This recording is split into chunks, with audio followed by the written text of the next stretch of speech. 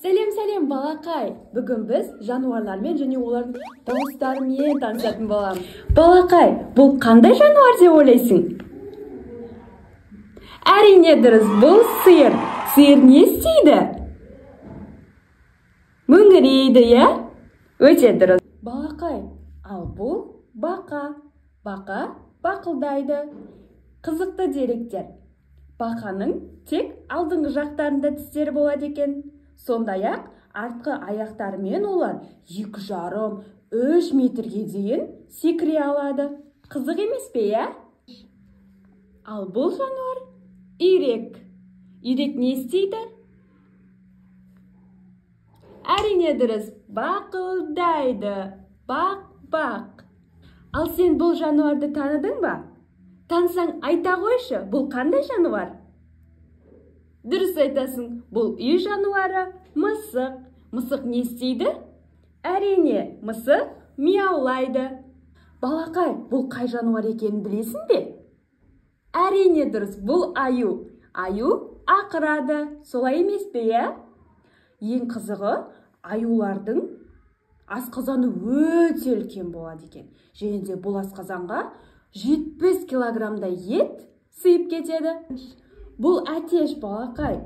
Әтештер бізді азан мен ұйқымыздан оятып шақырады екен, солай емес пе? Балақай, жаңағы үйренгендерімізді енді өлеңмен қайталап шықсақ қалай қарайсыңдар? Ендеше кеттік.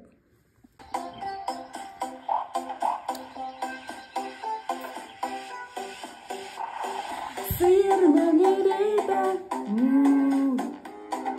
үйрек бақылдайды, мысық мияулайды.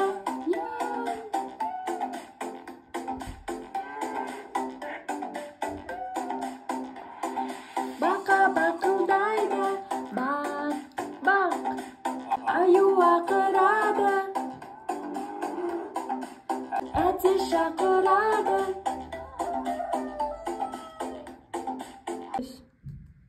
Енді балақай, бәрін қайталап бастаймыз.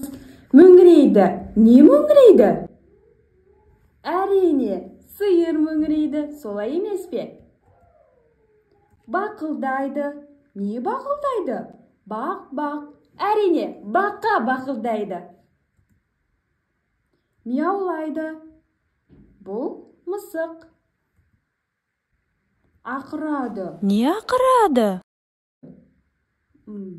Аю ақырады, иә? Шақырады. Бізді азан мен ұйқымыздан оятып. Не шақырады? Әрине, әтеш шақырады. Балалар, бүгінгі сабақ сендерге ұнады ма? Өте керемет. Ендеше бүгінгі сабағымыз бітті. Сау болыңдар, достар.